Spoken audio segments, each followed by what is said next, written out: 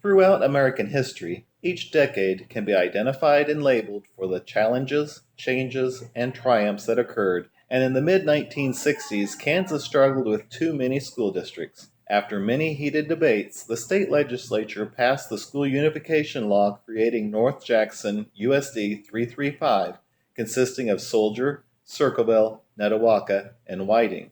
The Board of Education decided to consolidate in steps. In 1966, Netawaka consolidated with Whiting, and in 1967, Soldier consolidated with Circleville. Meanwhile, the school board sent Mr. Henry Lewick of Netawaka to Washington, D.C. to strike a deal to purchase the Atlas missile base that had closed in 1964. And what a deal he made! The base and 27 acres for only $1. In July 1966, the patrons of USD 335 approved $685,000 in bonds to renovate the below-ground missile base and build additional classrooms above ground.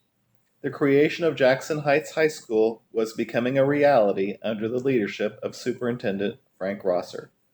Jackson Heights now faced yet another challenge: how to unify the 154 anxious and exciting students who entered Jackson Heights on September 2, 1969. But if man could walk on the moon in July of 1969, Jackson Heights could surely get it done with the help of Principal Robert Clark. Students got to choose the class colors and mascot the previous year, so the students were already known as the green and gold Jackson Heights Cobras on that very first day. The new Cobras met their first real challenge with flying colors, preparing for a public dedication, open house, and reception on November 30th, 1969. The excited, happy patrons were honored to have Governor Robert Docking deliver the dedication address. The Cobras were now ready to take on the soaring 70s, and soar they did. While the nation started the 70s by listening to A Boy Named Sue by Johnny Cash, watching Rowan and Martin's Laugh In, or watching a new children's show called Sesame Street, Jackson Heights created lasting memories with its students. Here are just a few of the highlights that were documented in the Cobra yearbooks. The 70 yearbook showed the football team placed first in the league, and a brother and sister, Jim and Judy Schumann, reigned as homecoming king and queen. 1971 noted a very large pep club cheering the teams on, and the Cayettes provided students with a way to serve the community. The 72 yearbook documented the Cobra football team placed second in state and was the first year for girls basketball. Track star Charlie Wolge set a new state record in the long jump. In 1973, the girls track team was the regional champ and went on to state. Prom goers danced to a live band called Stonewall. The 74 yearbook noted that in the second year of girls basketball, the team placed fourth in state, and the junior class presented the play, The Crown Prince of Wanderlust. In 1975, the girls basketball team placed third in state. The boys basketball team won sub-state. In 1976, the Jackson Heights girls basketball team was crowned the grand state champions, and the infamous tunnel was painted like a flag for the bicentennial year. The 1977 yearbook documented the creation of a National Honor Society at Jackson Heights to recognize its scholars. The 78 yearbook told of the patrons enjoying a presentation of Little Women, and by a tie vote, 2 girls were crowned queen at homecoming. The 79 yearbook celebrated the boys basketball team as Class 2A state champions, and the cross-country team was the K-36 league champions. As the soaring 70s came to a close, our school marched triumphantly into the exciting 80s.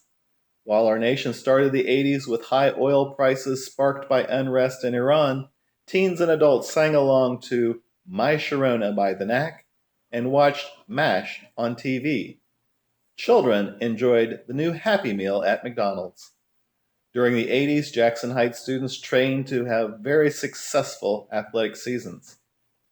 The 80 yearbook told of the choir spreading Christmas cheer when they sang on WIBW TV and on KNZA radio. 1981 yearbook told of the boys basketball team going to the state playoffs and the football team having an excellent season going 11-1.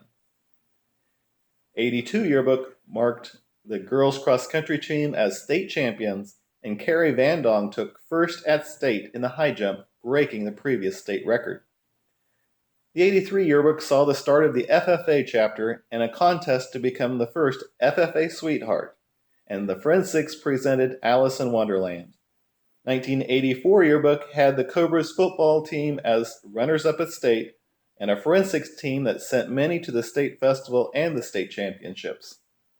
The 1985 yearbook showed the boys basketball team, now 3A, earned their way to state tournament. The girls cross-country team got third at state. 1986 had the girls cross-country team place first at state. The football team was league champs, and an art department was added to the high school. 1987 noted and the creation of 3 new organizations: Future Business Leaders of America, Future Homemakers of America, and Students Against Drunk Driving. 1988 marked the first computers at Jackson Heights, bringing the school into the computer age. It was also the first year for girls volleyball. In 1989, the boys basketball team earned a trip to the Class 3A tournament in Hutchinson and a third-place trophy. The exciting 80s were followed by the novel 90s. To start the decade, our nation celebrated the fall of the Berlin Wall, but mourned at the devastation caused by the oil spill from the Exxon Valdez. Adults enjoyed the movies Rain Man and Driving Miss Daisy, while children enjoyed The Little Mermaid. Jackson Heights students kept learning and winning as media outlets from around the world descended on the school to see what could be done with an old nuclear missile base. The 1990 yearbook told of both cross-country teams placing 6th at state. Intramurals had faculty and students competing. The boys and girls cross-country teams placed first at state according to the 1991 yearbook, and K's sent care packages to the troops in the Gulf War. In 1992, students learned how to country dance. The FFA had a haunted house for Halloween, and the Cobra mascot got the crowd pumped up as our team went on to state. In 1993, the boys basketball team went to state, and the drama department presented You Can't Take It With You. FFA built a sidewalk in Linscott Park in 1994. Helen Proctor spoke at prom. The Woods department showed off impressive projects during awards night. Cobras with Voices showcased their talents in 1995. Both cross-country teams placed at state, and Rebecca Thornton was elected the state FBLA president.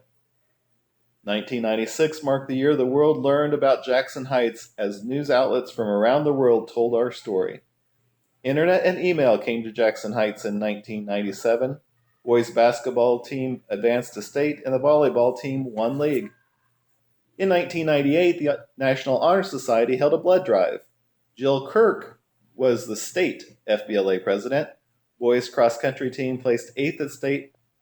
1999 saw the formation of a drill team, and the literature classes read to elementary students during Read Across America.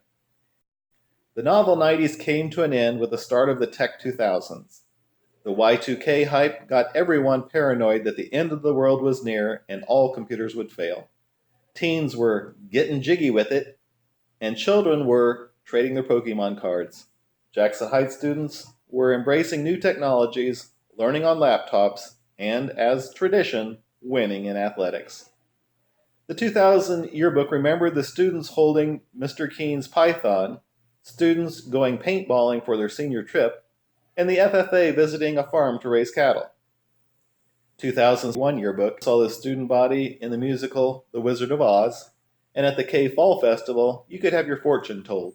The art students competed in the sidewalk chalk competition at the Highland Art Show in 2002. The Fellowship of Christian Athletes participated in See You at the Pole. 2003 boys basketball team won state. The art class ventured to the Renaissance Festival in Kansas City to enjoy culture and food. The K's hid Easter eggs for the elementary students in 2004. The FFA sold pulled pork at the French Market, and Annie Get Your Gun was a school play. 2005 had the Cobra Singers perform in Topeka at the Festival of Trees. Andy Schmitz was first in the triple jump at state.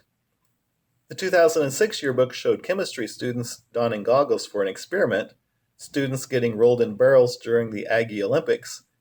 In 2007, Jackson Heights started the process of phasing in laptops for all students. The Aggie Olympics found Mr. Thomas drinking from a baby bottle. In 2008, a very strong FCA performed services at local churches. Students drove tractors to school during FFA week, and again, both cross-country teams placed in the top 5 at state. 2009 brought construction of a south wing at Jackson Heights. Spanish students traveled to Spain during spring break. The Tech 2000s led to the social media influence of this last decade. As the nation pulled itself out of the Great Recession of the prior decade, audiences enjoyed the fantasy world of Avatar and sang along to Single Ladies with Beyoncé. Teens became obsessed with their smartphones. Jackson Heights students settled into 9 new classrooms and welcomed the middle school into their building.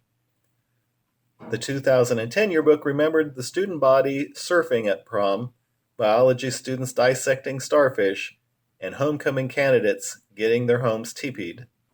2011 was remembered with students learning life skills like changing the oil in your car during a period called Encore. Jackson Heights won the National Spiritville Contest in 2012 with the help of Tyler Algren's performance of Go Fight Win, and Cobra TV started broadcasting all home games on the internet. Near space experiments were conducted in 2013, and a popular dance on the floor was the wobble. A seatbelt check in 2014 was conducted by the JCYC. Students presented the Beverly Hillbillies, and the art club went to the Renaissance Festival. The musical Oklahoma returned to Jackson Heights in 2015, and the boys basketball team returned to state. The student council bought gifts for the Christmas Bureau. 2016 marked another state championship for the boys basketball team.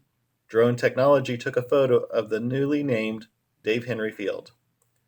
2017 ended with the entire school creating 20,000 meals in a Feeding Children Everywhere project led by Chase Gigstad.